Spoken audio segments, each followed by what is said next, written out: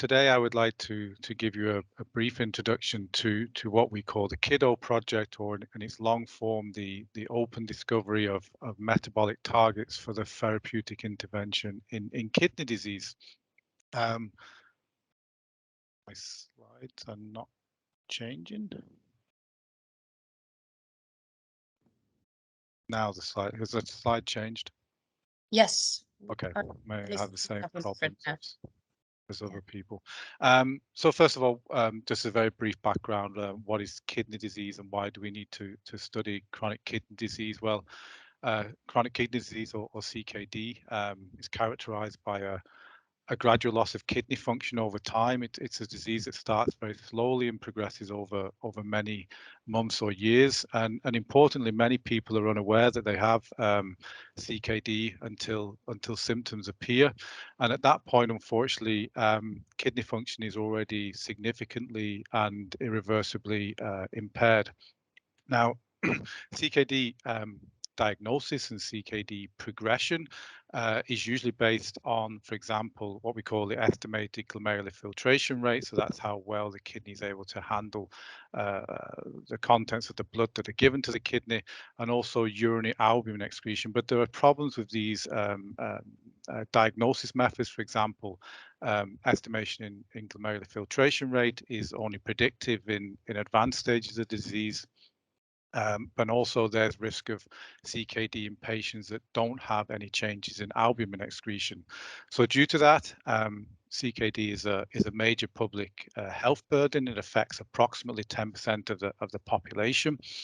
The other problem that we have is that two of the greatest contributors to CKD, which are type 2 diabetes and hypertension, these are also increasing in the general population, which will undoubtedly lead to more cases of CKD.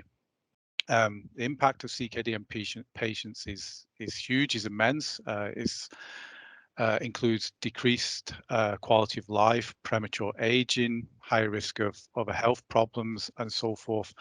Unfortunately, at the minute, there's very limited interventions to stop CKD progression, and that means it often advances to end-stage renal disease, which basically requires dialysis for the remainder of the lifetime, or a kidney transplantation. Of course, this is highly costly, complex procedures, and they're not accessible to the general population in many countries. So overall, we basically need new approaches to both limit the onset, identify earlier, and prevent progression of CKD. So how does the KidDO project fit into this? Well, unfortunately, although genome sequencing events and transcriptomic approaches have increased our understanding of, for example, genetic changes in the kidney during CKD, these two types of approaches have unequivocally at the minute failed to identify molecular signatures that can predict CKD progression. Now, this may be due to the poor correlation between genetic information and cellular phenotypes, but it also may be due to the obstacle of not really knowing which animal model of kidney disease really reflects human pathophysiology on a molecular level. So the aim of KidDO is to take a slightly different approach, and that's to try and identify metabolites that are able to predict kidney cell phenotypes during chronic kidney disease, and how potentially crosstalk between these metabolites and the proteome within individual kidney cells drives CKD progression. So the idea is to integrate both metabolomic and proteomic information, both from animal models of CKD, but also from human CKD patient biopsies, to try and identify some common signatures of the disease that correlate well with human pathophysiology. And of great interest to us is to try and identify these metabolites that may be common amongst the different models that alter the kidney and cellular physiology, but they're also able to act as diagnostic biomarkers for the disease and potentially future therapeutic targets. So the package itself, or the project itself, is based around 4 work packages. I'm not going to go into details of the work packages today, but we have one work package focusing on mass spectrometry-based targeted and untargeted metabolomics of CKD animal models, as well as human kidney samples. Our other work package basically uses proteomics, both of bulk tissue, but also with laser capture microdissection, in order to identify protein signatures of CKD, but also to look at key proteins involved in, for example, carbon metabolism, fatty acid breakdown, amino acid metabolizing enzymes. As I say, these will also be in animal models, but also on patient samples. Work package 3 is sort of an integration of work package 1 and work package 2. So this is a data analysis part of the project, where we're hoping to identify these common metabolic signatures. It also involves machine learning to kind of capture complex relationships between the different data types, so-called explainable artificial intelligence. And finally, the last work package builds on our sort of drug delivery approaches to see if any of the identified metabolites can basically be delivered specifically to kidney cells to either induce or prevent, for example, fibrosis or morphological changes in the kidney. What do we hope are the outcomes? Well, hopefully an open source inventory of protein and metabolic signatures of CKD that are common across species, to identify metabolites as biomarkers because they may be able to predict pathophysiological states. And then finally, metabolites as therapeutic targets because we may be able to chemically modify the metabolites to either activate or inhibit specific pathways in the kidney cells. So relatively broad spanning science. So this is where the KidDO team has its benefits. So this, as the KidDO team, is built up of people from 3 different faculties here at Aarhus University, but also our industrial collaborators from AstraZeneca.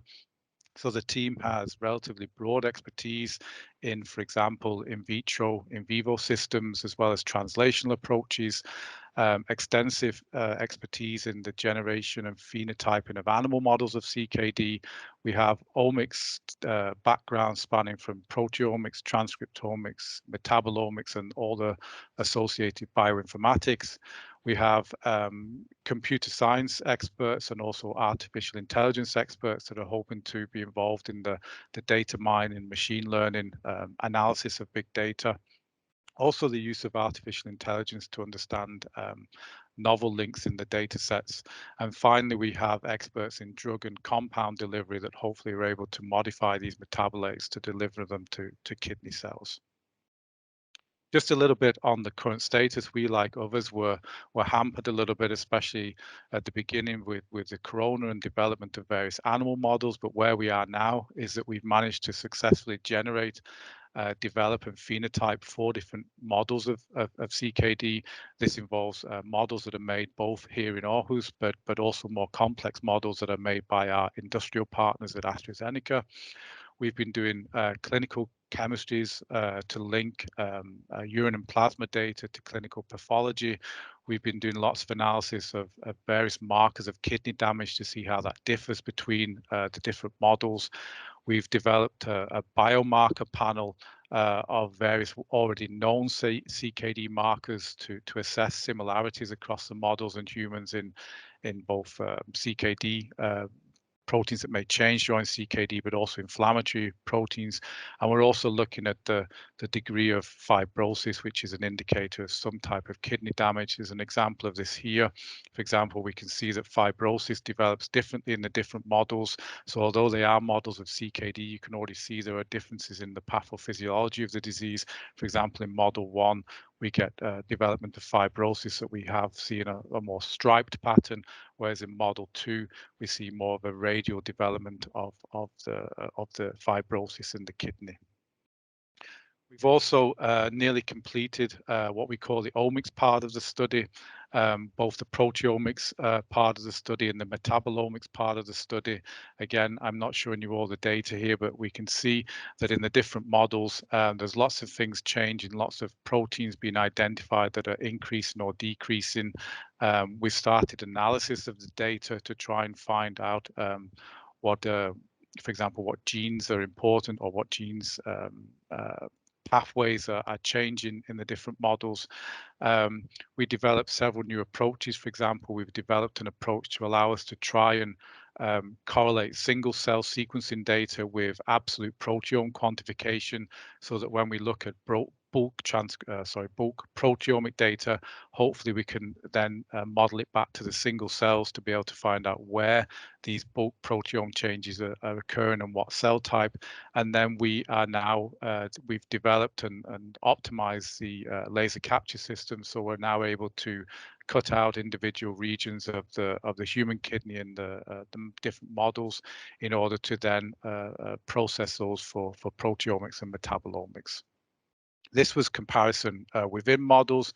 What we're starting to identify now is some novel ideas behind which proteins may be driving or be a consequence of the CKD. So this is just a traditional sort of heat map with various genes that are identified that are significantly changed in the different models. And you can quite clearly see from this heat map, for example, that although there's very few proteins that are significantly changed in the different models in the same direction, most of this is due to model number one, as we call it. Whereas if we remove model number one from the analysis, we now can see, for example, a large number of proteins that are changed across some models, all in the same direction with zero exceptions. So the question is model number one the outlier here, or is model number one the most model that best predicts the human phenotype? So therefore, that's why we start to build into this data. We've not done it yet, but build in the information we get from the patient biopsies. We've generated a comprehensive CKD proteome. This is at the minute only based upon the animal models. This is something that we're still working on here about the proteins that are differentially regulated in all the different models. Another aspect of this, of course, is data sharing. So what we've developed within the network is an online infrastructure, which is called the Kidney Diseases Explorer. And what that allows us to do is have a very interactive platform, which will be openly shared, where people can then access all the data, look for certain genes, look for certain models, and see how things are changing in the healthy tissue compared to the diseased tissue. Finally, I want to talk a little bit about what we've learned so far about the open environment. Again, we're at the beginning of our project, so our interaction with industry so far has still been limited. I think an important aspect for us is right at the very beginning to realize that industry are highly interested in academic research and traditional dissemination platforms, for example, publication of data to get it out into the academic environment. We also learned that, as well as, of course, the infrastructure that we have here at Aarhus University, that when we involve industry partners that have their own organization, there's many people involved in the different steps of generating these animal models. So we've learned that we need to be even more highly organized than we used to be. An important thing here is that we need to have standardization of experimental approaches between facilities. So, for example, the approaches we use here to harvest and collect tissue may be very different than what is used in our industry partner. So in order to minimize technical variation between the data sets, we need to standardize approaches. Already mentioned by Joran in his talk, there's a need to consider intellectual property that may be linked to other projects that are not directly part of the ODIN project. Something that we're not used to working with is that's the requirement, for example, to provide any presentations, any data, or permissions to share any data between the partners approximately 6 to 8 weeks before we actually present it. We're used to working right to the very day before we present anything, and this can, of course, create some problems. And also, it is quite difficult to be fully open in scientific research. It's a new way of thinking for us, rather than working in a closed environment, to suddenly open up all our ideas and data to everyone.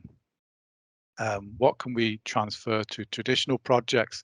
Again, one thing that we've learned is that we need to be able to better set up data sharing platforms that can be used by less experienced researchers. We have a lot of extensive experience with some of these bioinformatics platforms and data sharing, but of course that's not the case for everyone. I already mentioned about the need to be able to standardize experimental approaches between facilities. So we need to consider making approaches that use general equipment that are not specialized between different places. Again, I've already mentioned time planning. And in terms of being able to transfer the concept to other disease areas, I think that the idea of looking at metabolites to drive disease processes can be used for any disease area, as long as the specialized infrastructure for performing metabolomics or proteomics exists in the research environment.